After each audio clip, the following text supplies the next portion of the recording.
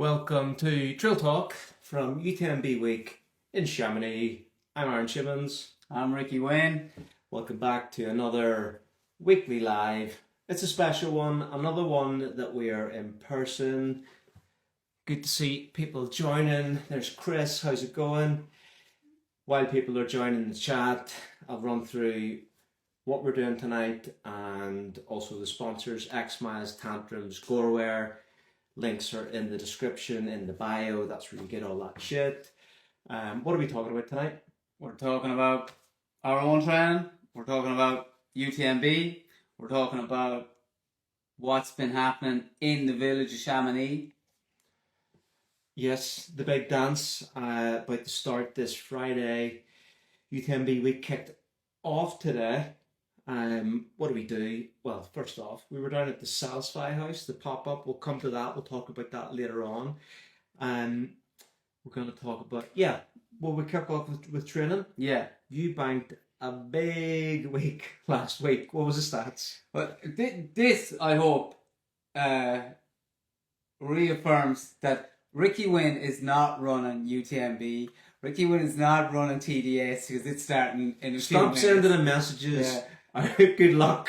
I literally ran 170k. I said I was gonna, right? I said I was gonna run 170k last week. I said I was gonna do 7,000 or something meters of climbing, and I said I was gonna train for 19 or 20 hours. I ended up getting 171k, 9,300 meters of climbing, and 20 hours of training. So for me, that was a brilliant week, perfect week. I feel good, I feel fresh, and I'm ready to attack another week because I am now 4 weeks out from the World Champs. So the World Champs is where a lot of these runners that are doing CCC, OCC, and maybe even one or two that are doing UTMB will be going over to Canfranc to do the World Champs. So I'm super excited about that. Looking forward to that. And what a place to be training, man. You know, I'm here in Chamonix. Everywhere you go, I just look up. It's 1,000 meters. That's 1,000 meter banked. It's a perfect place to be a trail runner. You did some doubles this week. A couple of days you did double runs. I thought after the first day of doing double run, you were grumpy the next morning. I thought you're like, man's tired. Give him a wide berth. Just let him get on with this thing. Eat his porridge. Do his run. He'll come around. You felt it this week. You were like, it was a ton of training. Yeah. Sure, look. If it was easy, wouldn't everyone be at it, right? You know, there's nothing easy about running for 20 hours in a week. But I don't think I was grumpy. Maybe a little bit grumpy. Maybe I need to eat more baguettes or something. Maybe porridge just isn't doing it. Not grumpy when you go quiet. Yeah. No banter, no crack. It's like, okay, Ricky's tired. Not grumpy, right? Yeah. In the zone, man. I'm in the zone. in the zone. Yeah. What about you? You've been dealing with a bit of an injury, but you've still been working hard. You've still been putting in big miles, getting lots of vert. Tell us about that. Caught 15 hours for the week, 6,000 meters. I think it was like a couple of K, maybe 117, 118. So double what I did the week before. I'm only that was like my second 2.5 weeks into kind of running from the rib thing. But kind of like the rib thing was more just like a blip. It took me out for, what was it, like 2.5 weeks or something. So definitely feeling a bit tired or more tired now on the runs. But I've also still been able to do some work, which is good. So like normally I always come here and make the same mistake every year. Whenever I go, I think like, go up and down. Don't go up and down. Do more flat running. Keep the running economy. And then, you know, I end up looking back in hindsight and I haven't done it as good. Because I can't go straight up and straight down because of this quad pain I've been getting. I've been doing more flat running. And it's great training. Like I've still got 6,000 meters without going up and down. Like I'm not going above like 13 or 1,400 meters in the valley. So the descents aren't that long. So yeah, and why not descending 6,000 meters in the week? You're saving your quads. And you'll adapt to the vert that you've been getting. Like somebody was talking about how the elite athletes take these risks, you know, and they go like really, really high in the mileage and they jump up their mileage. And like, I'm no different, you're no different. We both ramped up our mileage considerably this week compared to what we were doing last week. I was in Ireland last week. I think I had like 126 kilometers, maybe 4,000 meters of climbing. It's a huge jump up to 170, 9,000 meters. But they are what I call a calculated risk. You know, I'm not going to be doing this every week, same way you're not going to be doing it. We're here, we're in the mountains, and sometimes you need to take those risks so that you do get those adaptations going forward in your training block. That's it. You need to listen to your body. Like, if bits are sore, stretch them out. I said to you like 2 days ago, feel like the Achilles was getting a little bit tight, just from because I've been doing a lot of running on the hills, and there hasn't been really any hiking at all, or like very, very small percentage. But something else that I've been doing is hammering the threshold stuff, like sub-threshold. Instead of going out and a lot of time you're going up hiking here, and if you're doing it easy, it's probably like the top end of zone 1, low end of zone 2, whereas being here and doing more running on lower grades has meant I've been able to push to the top of zone 2 quite easily. Yeah. And I feel like it's just good quality work. Like, I did 27 Ks earlier in the week, and I had 47 minutes around threshold.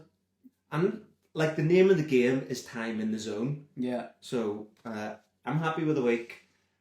Yeah. It's UTMB week now, and we've got shit to do, but we've also got runs to do. So we need to get out early in the morning, and then we've got trail talk things to do. And one of those things we did today, we went and checked out the Satisfy pop-up, which is just about, it's about a K away from us. It's about 5 minutes, 10 minutes walk.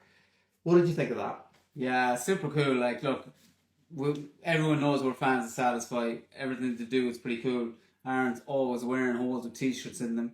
But it was super cool. They were in a really fancy chalet. They had a little panda car parked right outside it. They had coffee, juice, drinks all up on top of the balcony overlooking Mont Blanc. Incredible scenes. And then they had exclusive UTMB drip. So some Maltec. I should have brought it in. I should sit in the other room. Some tops, new colourway on the rocker, Grenoble green, amazing looking, love it. And loads of stickers, and Bryce had his 4x4 Panda with the roof rails, which looked absolutely sick. I'll stick a picture of that in the News and Banter broadcast channel. It's pretty cool. A lot of people spending a lot of dough. Dropping sheets. Unbelievable. Yeah. I would say the money they made from just having that pop-up today was insane. They arrived yesterday, so Sunday, they probably got that chalet for, it's more than a week, because they're not going to leave on UTMB Sunday. I would say that chalet costs 10 grand a week. Yeah. I would say they lifted at least double that today. Yeah. We knew people that spent 1.5. Yeah. Crazy. Wasn't me. I swear, Trina, it wasn't me. But we also seen Michael Versteeg was up there, pro athlete. Max Joliffe was there, and then Patrick, who you had on the show, who's running TDS tonight, he was there. Yeah. So we had chats and we had a bit of crack with them as well. Yeah, Stan was there as well. He's running CCC. So yeah, sweet activation by Satisfy as always. If you're in town, check it out. It's there all week. They have group runs every morning. Some of them are sweet. We're going to the group run tomorrow. That's the only one that really suits. But I think they all kind of sold out as well. So yeah. Next up on the docket, we walked around the UTMB Expo. Used to be called the Salon. It's basically all of the pop-up booths with all the brands. What did you think of that? Well, we got there. It was quiet. Yeah, we got there. It was later in the evening. We were both finished our runs. It was later in the evening we got down there, so it was a bit quieter than I would imagine earlier on the day. But look, it's always good to walk around those places, see what is there, see what's new in trail, and see who's rocking the best stores.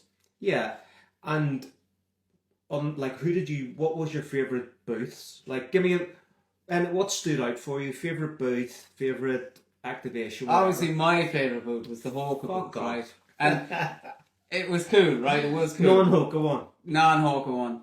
The Hoka one was good. Yeah, yeah. So the Hoka one was the best one there, right? But Because it cost the most money. yeah, okay, and it's the biggest, and it's basically a nightclub upstairs. It's like a Formula One setup compared to your tent last year. Yeah, That's the levels. Yeah. RV, 2-man tent. Yeah. That's the levels. The other two that kind of stood out for me were the Adidas Terex, because they had their shoes just the It way looked they had nice. it. Yeah, it looked Yeah. really nice, looked clean, looked really, really cool. And then La Sportiva, they had a big boot as well. And again, I'm liking the look of all their new stuff, their shoes and their vests and everything like that. So I thought that was pretty cool. Good buzz around the Sportiva stuff, and like the Producio Max in just the classic Sportiva colours, but on a black base, is a nice looking shoe. Yeah, it's really nice. Yeah, Yeah. it's really nice. Your favourite is a bit of a funny one. Well, I mean, it's just what catches your eye. I wasn't looking at the brand name, but I just thought like the Ultra activation was good. It's because my Achilles were sore during the week. Yeah, that was neat. There was some Yeah. serendipity to that, but I thought the Ultra one looked pretty good. I thought the normal booth was pretty good. It was quite busy actually. A lot of people buying Chirag too. There was a queue for that. There was very few queues around the other booths. They also had a bin where you could leave off old gear for recycling, not just normal stuff. So you can leave back other brands, and they will like recycle it or do something, whatever. And then Salomon had something similar. They had like a repair station, which I think they've had before. They had it in a different spot. It wasn't at the. They had it in their shop. Yeah, Actually, it was next to their shop. It was right next to their shop. Yeah, so that's really cool. I thought that was cool as well. Yeah, yeah. And what else did we like? I've got a note here. The Mafati experience in the Fly Lab. That was good. Yeah, yeah. I really like that. That was like a house of mirrors type of thing. But it was roasted. It was roasting. Yeah. It needed some like techno in there. Like, say if you had to open the doors and it just would have made your ears bleed with techno, it would have been perfection. Wee smoke machine. If there was a smoke machine, you wouldn't get out of it. You wouldn't get out of it. But no, it was super cool. Like, I have to say, like, I missed out on that last year. I missed out on the Hoka experience last year. I didn't go upstairs. For some reason, I didn't go up. So when we went up today, I thought that was super cool. All the mirrors, the Mafati 5, like, there was a couple of them lined up in the boxes, just showing how the shoe was put together, you know, in layers. And it was like being in a nightclub. A very, very hot nightclub. But, I made a reel about it. I'll stick it out. I may have already pressed send. I can't remember. It might be out. If not, it'll be out after the show. Nike ACG. Yeah. Sweet. The store is called Sentier. It's in collaboration with Ravenel, which is the most iconic sports shop in Chamonix. Love everything that they've done.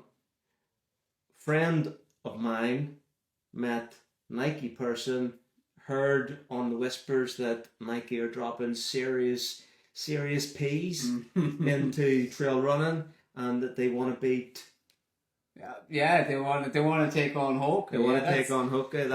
That's the word on they the grapevine. better come fighting. Yeah. They better come fighting. But they have come fighting. Yeah. Like last year, they arrived at UTMB. It seemed like they were doing something. There was definitely like money coming at trail running. This year, the collab with the shop, the rebrand to ACG, the Nike Trail logo or sub brand is dropped, and it's now Nike ACG Ultrafly. Yeah. Which is the shoe coming next spring. It's 300 grams. It looks good. There's a reel out on it. But it's 300 grams. Yeah. Like, when I picked it up in your size, I thought, that's a heavy shoe. It is a heavy shoe. And it's big feet. Yeah, big feet. In my size, yeah, it's a lot lighter. But I mean, in the standard size, it is a heavy shoe. And the sample size for all sizing is usually my size or a half size down. So we're comparing it to, like, a Tecton X3 is what, 280? Yeah. The Kailas Pro the EX Pro is 262. Yeah. So 300 is not at the races. It's a bit heavy, especially for a shoe that's coming out next year. And you gotta imagine Hoka have some more fire. We know because I've worn the shoe, and I know the shoe that it's in competition with, and it's nowhere near as light as the Hoka shoe that's coming out. And it's not, and the Hoka shoe that's coming out is probably going to come out a lot sooner than that shoe as well. But you're not going to mention what it is? I'm not going to mention what it is. Everyone knows what it is. Everyone knows. I'm not going to say what it is. Do you know the weight? It's got to be like 240. Could be. In that region? Yeah. It's definitely, there's a lot less shoe to it than the X3. If you want to know what it is, I don't know, hit the DMs. Right. Last thing on the activations and the brands, Nora Pop-Up is on Wednesday. They're launching the 001A, which has the same foam as the 005, so more responsive, more durable, more squish. I don't think there's any other changes to the shoe or any other noticeable changes to the shoe. So we're going to check that out. They also have like a watch party for UTMB, throwing out some power hiker caps. We won't be at that either. We will be balls deep in UTMB at this point. So we should talk about it? Yeah, definitely. Yeah, that's what this week's all about, really. That's why we're here, yeah. UTMB, 5:30, Friday night, 174k, just under 10,000 meters of vert. Give me some hot takes from the women's field. Who like we're talking about our top tens in terms of like what are the names that you think are gonna like the storylines that you think will develop in the women's field. Let me start off. Give you a minute to catch your breath. I'm interested to know who across the men and women. I'm interested to know who can perform well at UTMB after running states. Yeah, thinking of Abby Hall, Jeff Magavero, are two names that are both in my top tens, but I'm like, is it gonna get too hard for them? Are they gonna throw in the towel? Are they so well prepared, so well recovered? Thinking about the ice states, did it take too much out of them? Yeah, and the problem is people. I know a lot of people think these are elite athletes, yes, and they are, and they can recover really fast and they can train really hard, yes. But they're two totally different ends of the spectrum races.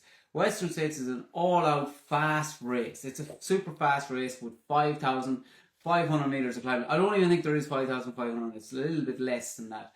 It's again a 100-mile race. But UTMB has got 10,000 meters of vert in it. You need to approach your training like chalk and cheese, the two of these races, If you haven't had the poles out up until 2 weeks ago, you could be in trouble. That's the problem I have with But what if you're Hayden Hawks and you just whip out the poles, couple of runs, like, I'm back, baby. I'm so good with poles. I'm like the best ever at poles. But maybe he is, maybe his confidence is so high that he just is, We'll see. But I mean, that's what it is for me. It's to figure out how have these athletes recovered and then trained to be ready for this race. Okay. Do you think Ruth is going to beat Courtney?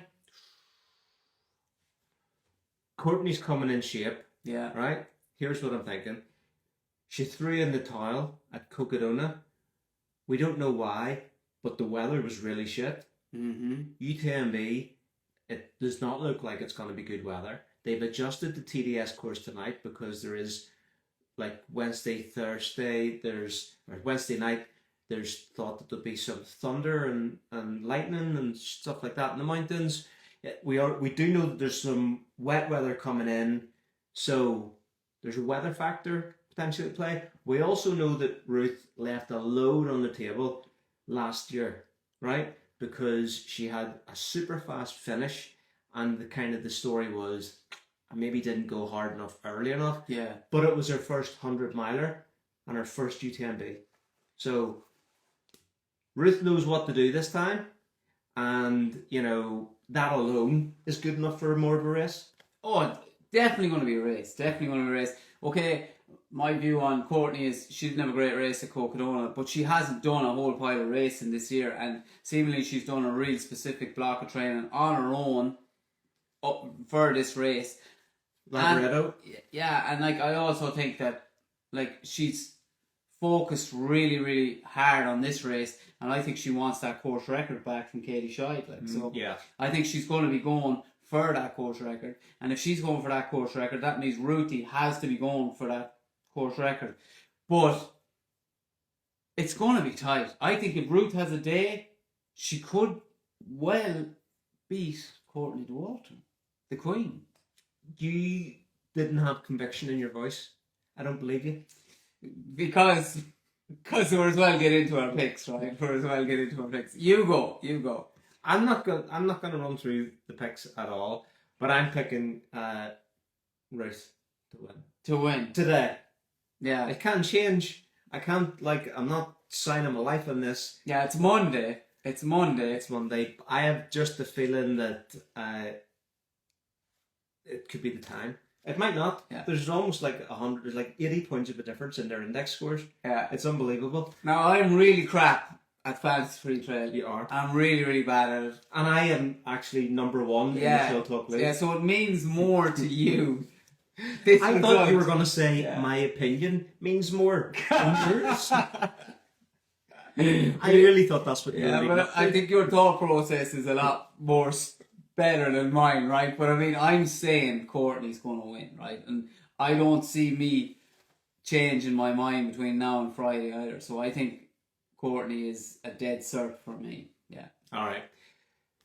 You know, the UTMB or the States CCC double is a sweet one, but Emily Hoggood is going for the States UTMB double, and she's the type of athlete that I think can do it. Yeah. So I think I'm not picking places today. That's not what I'm doing. But I'm saying I think Emily Hoggood is the type of runner, smart, consistent, knows how to get it done. Yeah. I think she will have a good double, potentially the best double. Yeah, I think so too. Yeah. Like for me, I think Emily's definitely up there.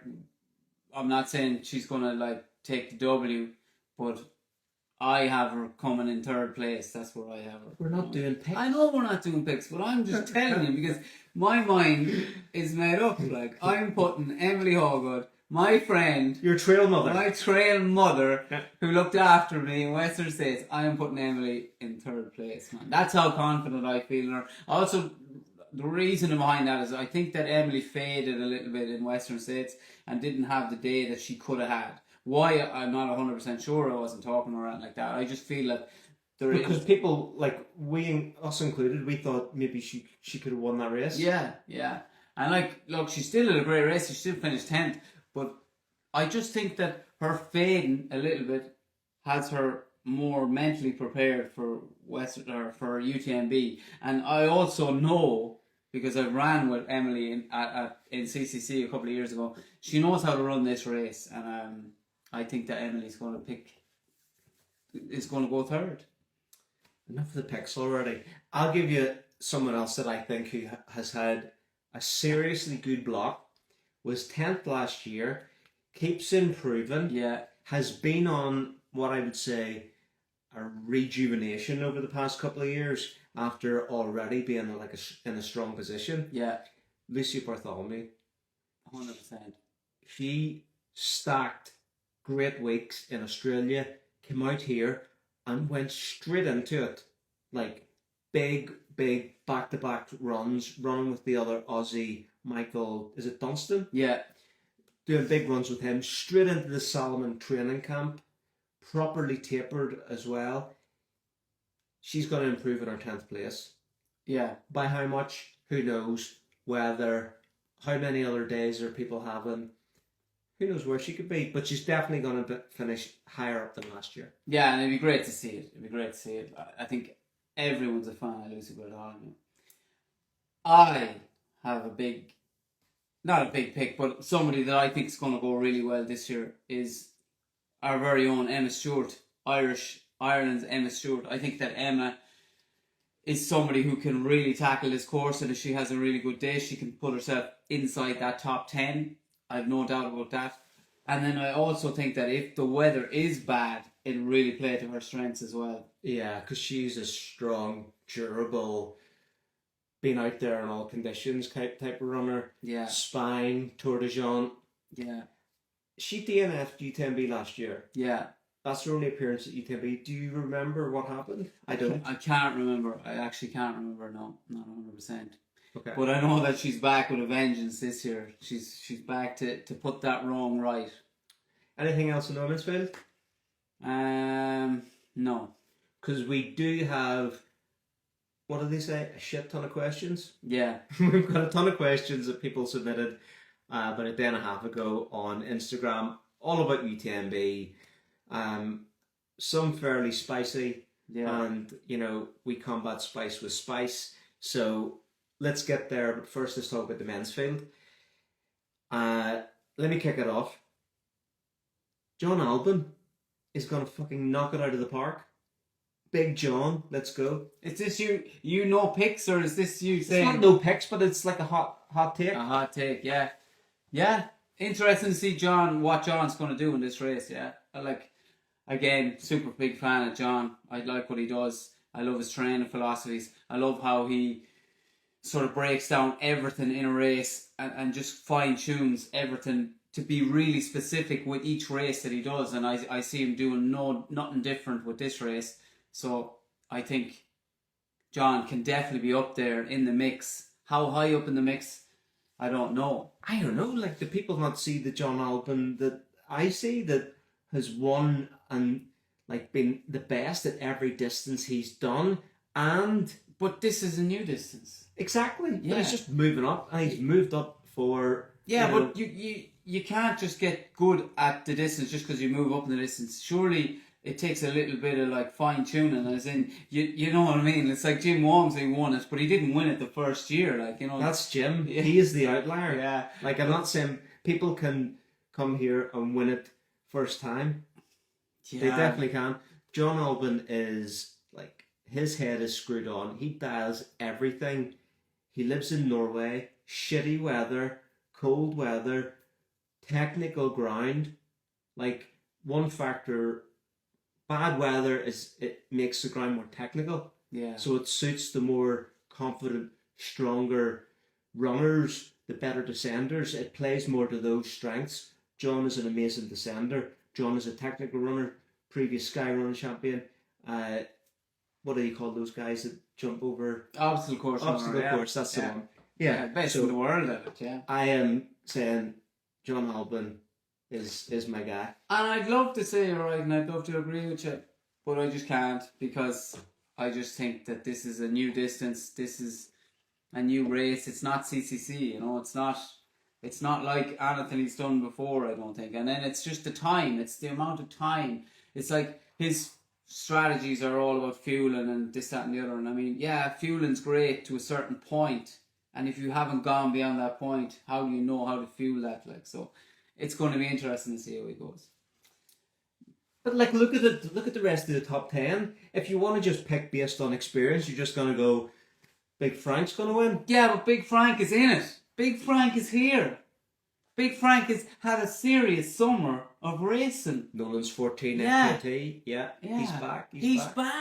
He's back, and he's running with a big smile on his face. You know, he's running with a big smile on his face. And you can't tell me that there's anyone else in this field, apart from Ludo, that knows how to run this race. Like, you know, he just knows it. It's his back door. It's his back garden.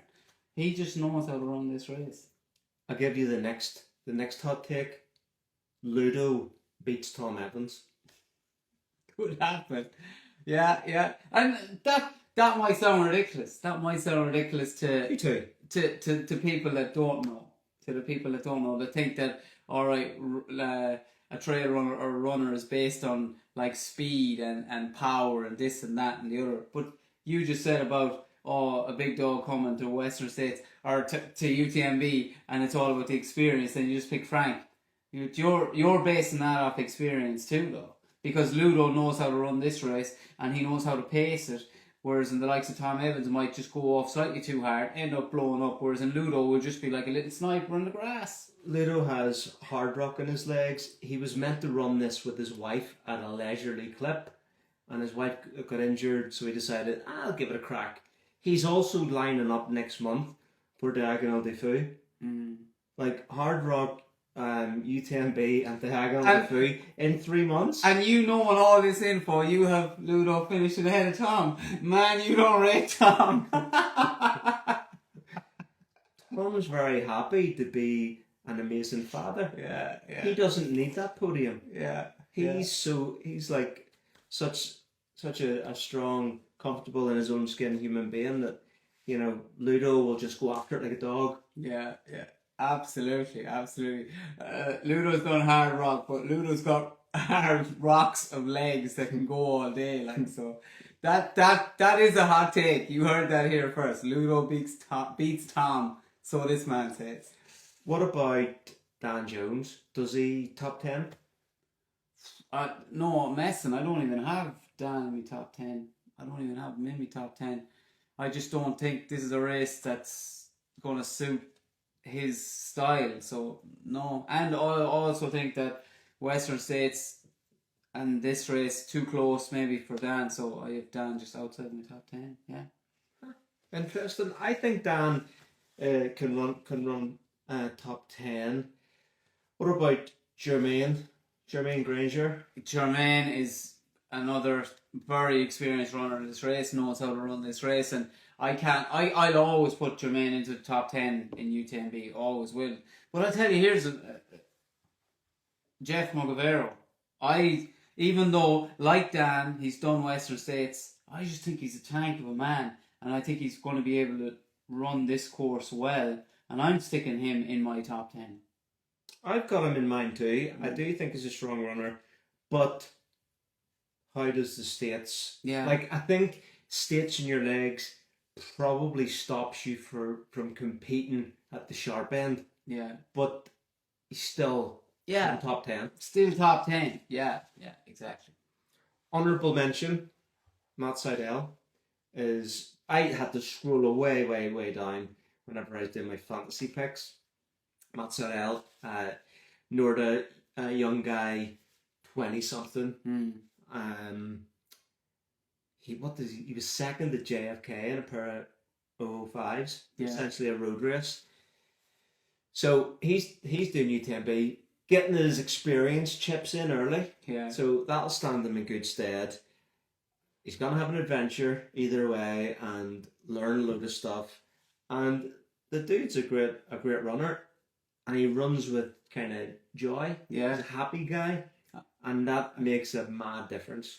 I met him this evening, and I was just asking how he's feeling. Man, you wouldn't know he was racing UTMB. He's very chilled, very relaxed, and a big smile on his face, and he's just looking forward to getting into it. I asked him what does he think about the weather, if the weather's bad, if the weather's good. Doesn't seem to phase him. He's just happy to go run. All right. So we've done UTMB, women's and men's. Now we need to tackle some of these questions. Some of the spice is coming this way now, and the first question is Quadzilla gonna DNF? Dmitry Medvedev has had a terrible year. He DNF'd UTMB last year, and he's had 3 or 4 DNFs this year. I think 3. And like the third DNF was a 70k with in Turkey, I think. So poor Dimitri's having a terrible run of form. Spoke to him on Instagram about a week ago just to see, are you racing? Because we were talking about it ourselves. And yep, he says he's racing and he's feeling good. I hope he is. Me too, yeah. I hope he is. But definitely been lying low. Haven't seen much content. No. Haven't seen him around the Terex stuff. But hope he has a good run. Same. I want him to have a good run. I just really want him to have a good run. We got to see Quadzilla coming across the finish line. Yeah, that would be nice redemption. And you could just like draw a line under a shitty 12 months. Yeah. By clearing that first of the DNF run. Who wins in an arm wrestling match? Tom Evans or John Albon? I thought the same me or you. No question. Tom Evans or who'd you say? Who wins? John Albon Or or Tom Evans? Oh, John Allen all day long, man. All day long. He's an obstacle course world champion. He'd break you in two, so he would. Mentally. He's like poker face. Yeah. But this is arm wrestling. Down. So, if John Albon beats Tom Evans, does John Albon beat Tom Jolie in an arm wrestling match? I don't know. Tom Jolie is tough. Tom Jolie was in the army. So was Tom Evans. Two of them were in the army. So I think we're saying Tom Jolie versus John Albon in the arm wrestling final. Yeah, I think so. Yeah. I don't know who would win that one. I don't know. Might depend on the weather. Might depend on whether Tom Jolie's been carrying big bags of rocks. rocks up mountains, so that might be like they'll work the lats and stuff. Yeah, that's part of his army training. He was telling me, he says that's what they did in the army. Put bags of rocks in when they were hiking. He said it made them really, really strong at the hikes. Not sure about arm wrestling. He want to start carrying them in his hands as well. All right, we're picking Tom Jolie. Right, next question. Is Tom Evans as chilled as he'd like us to believe in recent interviews? Make of that up what you want. Like, I think that's maybe coming from the free trail and the single track. I didn't watch either of them. That's like watching paint dry for me. I know what they're getting at. They're getting at the one where he was talking about being a great dad and he'd rather be a better dad than a great athlete and all that. And it's all lovely and nice and flowers and lollipops and rainbows and all that stuff. That meme account absolutely lit it up. That was good. And then one of the comments on the was it on the free trail one? I can't remember. Was saying about poor Francois winning 4 UTMBs and him with a couple of kids. 2 kids, yeah, exactly. Yeah. So take what you want of that. I still think Tom is, of course he wants to be a great dad, but he's still going to be ruthless as an athlete. So yeah. Next question: what singular athlete performances are you most looking forward to in each race? We'll just cover UTMB, and we've covered quite a bit of this. Any particular athlete that stands out from you? Like, can John Albon stick it? Where do you think John Albon would finish? Where do I think he's finished? I think I have John coming in fourth. Fourth? Yeah, Wow. fourth. Yeah. Burn. My big performance that I'm looking to watch is Ben Demon. I want to see Ben Demon and see how close Ben can get to actually winning it, because I think that he has the potential to win it. And he's a cool dude. I like the way he thinks. I like the way he trains. Similar kind of like to the way John Albon approaches stuff. But I just think it'd be cool to see Ben Demon go the distance. Can he win it? Yeah, I think he can win it. Does Ben need to have a performance? Like, I don't necessarily mean win. I definitely don't mean win. A top 5, a top 3, like, would be great results. But does he? I feel like he kind of needs to have a result like that now, like to show momentum, to show progression year on year. He talks. I wouldn't even say talks a great game. He talks methodically about training, and if that training isn't propelling him forward, then it falls flat. It's kind of like, oh well, what are we even listening to this to? And it's like that. It's like you bring the hype, you gotta follow through, right? You gotta follow through. That's hype. That's the hype life. Yeah. All right. In women, who I'm really excited to watch is Emma Stewart. I am actually interested. Like, I'm fully behind her. I want to see her have a really good performance and shake the world up for little old Ireland. Yes, very true. I'll say another one that I'm watching for is Lin Chen. Yeah. I think solid result coming up there from Lin Chen. Next question. Do you think UK and Ireland runners are generally better descenders than most others? No, I don't. End of story. Right, move on. No, I don't. Because here, the French people that live in the Alps can descend for 2,000 metres, 3,000 metres, 20 kilometres. Yeah, 20 kilometres, yeah. In Ireland and the UK, you can probably descend for 5 to 8 minutes. Yeah. That's probably like max. Yeah. Isn't it? Yeah, like that's one thing. Like if you've never been somewhere like in Chamonix or in the Alps, and like I would say, like it might take me an hour, maybe an hour and a half to climb some of these mountains here, and then it's like, yeah, I can't wait to do the downhill, and then you're halfway down that downhill, and you're only 4K off it out of an 8K, and you're thinking, how am I still running downhill? Like I'm moving pretty quick, like, and it is just destroying you, like it's just smashing you up, like so. That's only a small climb here in the valley, like down into the valley in Chamonix. There's other climbs that are like 20K long, 25K long. They just smash you to pieces. So, like living in Ireland, it's very, very hard, and I'm guessing living in England is very, very hard to train that specifically. You know. Yeah, that's why one of the training stimulus you would do if you live in UK and Ireland is continuous hills, where you run hard up and hard down. So you're getting your climbing and you're getting your descending just constantly. Yeah. So that's how coaches would tend to prescribe keeping your legs ready for this type of thing. If you were following one runner as crew or media or whatever, who would you want to follow? UTMB. Oh, UTMB. I think Ruth Crowe. Yeah. I think she'd be cool to follow, especially this Would year. it be Zen? Yeah. Oh, I don't know. Would it be Zen? I think it'd be a bit sort of like she's into like, you know, meditation. Yeah. She went on like a silent retreat after UTMB last year. Was it last year? She did like 10 days or 7 days in a silent retreat in Thailand or something. It's just super cool to be like watching her come through every aid session, just seeing how focused she is, seeing what she's doing, to see, just feel her out, like, you know, because she's going for it. What about you? Who would you like to follow? It's hard for me. It's hard for me to think who would I want to follow or crew, because this year I am following Tom Jolly around the mountain and documenting his journey for Kailash. So I'm excited about that. I think he'd be super interesting to follow around. I think so. Like, he's an interesting dude.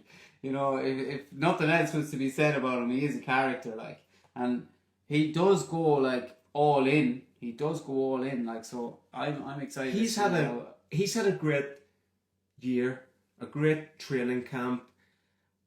Also has a couple of years of experience doing the race, and this is all about incremental improvements. Yeah, and an incremental improvement puts Tom well inside the top 10. Oh yeah, and like he lives the trail pro monk life, like, you know, like he's been out here. He's been out here for a long, long time. I'd say he's out here longer than anyone else doing UTMB. You know, getting really specific with the course, getting really specific with how he wants to hike the course and how he wants to run the course. So there's nobody really that knows the course as well as him and how to approach the course. Yeah, no, I agree. It's going to be exciting to follow. Next question. Is Chamonix, and specifically the trails in the valley, are they just too busy now with tourists and people here for UTMB? Is it busy out there? Yeah. Like you would probably know the answer to where all the quiet spots are, right? Because you have an apartment here, you live here a lot, sometimes through the years, so you know all the quiet spots. I know a few quiet spots, and when you know those quieter trails, you know where the people aren't going to be. If you go up to Mer de Glace and you go up the same way that everyone else goes, yeah, you're going to say, oh wow, Chamonix is super busy. But like, I was on a trail on the opposite side of that today. I didn't meet a sinner. I didn't meet one person. So it's all about what you know and where you know. Yeah. Time-wise, I haven't found it to be much busier. A little bit busier, but also I kind of know I don't want to go out and to a restaurant this week. I want to eat at a time that suits me rather than eating at a peak time. Harder to get a table. In terms of porridge party, we're having a porridge party. PP. I've been running a bit on the kind of the north side of the mountain and going down valley. I see nobody. Yeah. Nobody. I see the odd kind of hiker. Yeah. I mean, 2 or 3 people, and that's people that live down there, because it's like just the other side of the tunnel, which means you have to like go round. Yeah. But there's a couple couple of shortcuts, some new trails that they've created over there, Yeah. even since last year. So I've been doing some of my runs there. You get like a couple of nice 300-400 meter climbs, and I'm doing them in in an hour and a half, and then adding other bits onto it. So Yeah. trails are sweet. UTMB Trail Talk race coverage. What do we got? Well, we're following Tom Jolie around UTMB on Friday night.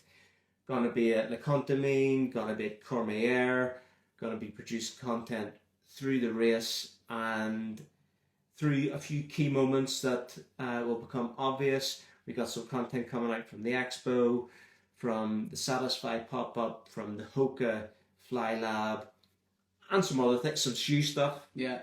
We've been filming a lot of shoe stuff. Yeah, I think that's all we need to say. Yeah, there's lots coming. Lots coming. We've been putting you to work. Mm. Next question. Thoughts on media coverage so far? Look, this has been a bit of a chat in the Trail Talk WhatsApp community, and I love free trail. I love single track. I probably prefer single track podcasts, maybe the guests and things, and also the frequency of there's more content. But the free trail stuff this year has been so bad that I haven't watched any of it. Not because the quality of the interviews is bad per se. It's just they're like boring guests, and it's totally American focused. Like all of their panel co-hosts are American. Yeah. Their guests they're bringing on have been Hoka mostly early on, like in the early days of it, and it's just been kind of like, and then Tom Evans as well. Plus, like free trail and single track both dropped Tom Evans, Danny Moreno, and Ben Demon interviews at the same time, and I'm just like, well, I don't want to fucking watch any of that. Yeah, it's again, I like free trail, I like single track, they're both very good, but this time of the year, you would imagine they'd be getting more international athletes on board as well, and not just America. Yeah, if it's Western States, then fair enough, it's Western States and it's over in America, and you can understand why you'd have more American athletes on that show. But when it's over here, in Chamonix, in France, in one of the most competitive trail races in the world, there's more runners than just American runners, What is CCC? 100k? 100k, yeah. And how many meters of vert? 6,000. Yeah, right. Well publicised in all of the literature. Debo introduced CCC in the preview show as a 60-something mile race with 18,000 foot of vert. What the fuck is that? What the fuck is that? That is America, and like even the UK understand metric. Yeah. Like I'm like, oh my god, stop, hit pause, we're done here. Come on, gotta do better. What about the athletes from other countries that speak English? Isn't English speaking media's responsibility to talk to the athletes that speak that language? Yeah. Not just the athletes from their country of origin. Yeah. It would make it way more interesting. So for me, the content took a nosedive this year, and thank God for I Run Far. We'll go back to the OG interviews, but also single track dropped some stuff. Interview with Max, Luthi Bartholomew. Gonna check them out. Yeah. Be interested to listen to those interviews, and hopefully they don't have the Scott seat, which was that absolute trash. Your boy Scott Jurek thing from Western States. Nice idea, terrible implementation. Yeah. Need Vibes to carry that shit off, and Vibes were not present. Next question. It's on mandatory kit. Yeah. Does everyone have to carry the same shit? Yeah, everyone has to carry shit. A lot of people think that the elites aren't carrying half the stuff that the mid-pack runners or the backpackers are using. They do. They just know how to pack it slightly better than you. The gear that they have is probably lighter, smaller, and better to be packed. than most other people. Then also they have the joy of like running into aid stations and swapping packs, full packs. I mean, it has everything in it, like from the foil blanket to your water bottles. It has everything in it. It's a quick change to that, but they all have the mandatory kit because the kit checks are random. I've seen them myself, like they are random. Like so, Jim Walmsley, Ricky Wynn. Still recording. We dropped, but we're back. I think one other thing that I'm super interested in, I know it's not UTMB, but Friday kicks off CCC in the morning, and that's going to be an amazing race. So we're going to be kind of glued to that up until it's go time with the big race. So it's going to be all go, and we'll drop various bits of content leading up to that. But we're coming close to time on this week's show. You can catch up on Spotify, YouTube, Apple. You can replay it on Instagram.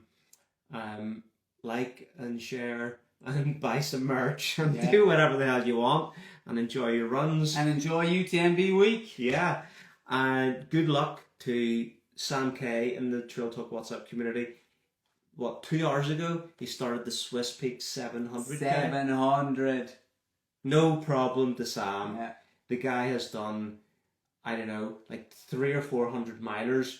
UTMB 100 milers, like, been collecting stones in the build up for this. Like, oh, it's just a training run. Yeah. Like, fair play, son. Fair play. And also, good luck to TDS runners tonight. TDS kicking off in like less than 2 hours. Like so, yeah. Good few Irish runners in it, I think, as well. So I just want to give a shout out to one of them anyway, Chris Toner. He rang me looking for a bit of advice last week. I don't know, was it good? Yeah, I don't know, was it good or bad advice, but hopefully it was good advice, you know. Yeah, bring back memories of last year going around the TDS. Really does. Really that was good crack.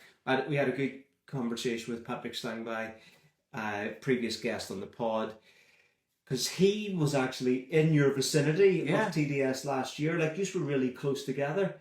Didn't realise it until the conversation today when we were talking about shoes. Shoes, because I spent 50k looking at his Tecton X 2.5s and I was going, how come he is them and I don't?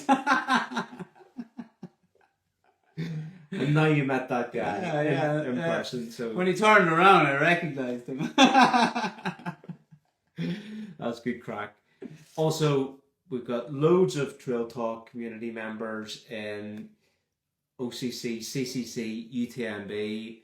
Good luck to them all. We wish you the best. We will be cheering for you in the WhatsApp and following your journeys. And it's just amazing. Yeah, and try and enjoy it. And look, at certain parts it's probably going to feel a bit shit and you're going to be hurting and you're going to be in the pain cave. But I mean, this is a special week. These are special races. Try and soak it in. And after this year, it's winter. Yeah, you can retire. The summer's over. Yeah, summer's over. Spend your fitness and spend it wisely. Get your picks in for the Trail Talk Fantasy League, CCC, UTMB. Links are wherever you do the links. Beat him. Yeah, nobody beats me. I'm top of the charts. I am top of the league. Come on, Josh. Josh is the only one that stands a chance. And the man's putting in work. He was campaigning to get OCC added in, and then he texted me the other day to go, oh shit, that would mean 60 picks, 10 deep, 3 races, both genders. No way. I didn't do fantasy for OCC. It's just too much work. Meetup, Trail Talk Meetup is on Wednesday at 9 a.m. outside Moody Coffee. You've got the group runs, you've got the group walks. You know what we're doing? We're doing group banter. We're going to meet, have a bit of crack, have a coffee. People can collect their merch that they've ordered, and that'll be a nice start to the day. And then we might go for a run afterwards. Yeah. And Tom Jolie, podcast with him, dropped about 4 hours ago. Check that out. Pre-race interview about strategy, about training. It's really good. You can check that out. Yeah. You'll enjoy that one. Join the WhatsApp community. Do all of those other things you know that you're meant to do. Enjoy your week. Enjoy your running. From us. Peace.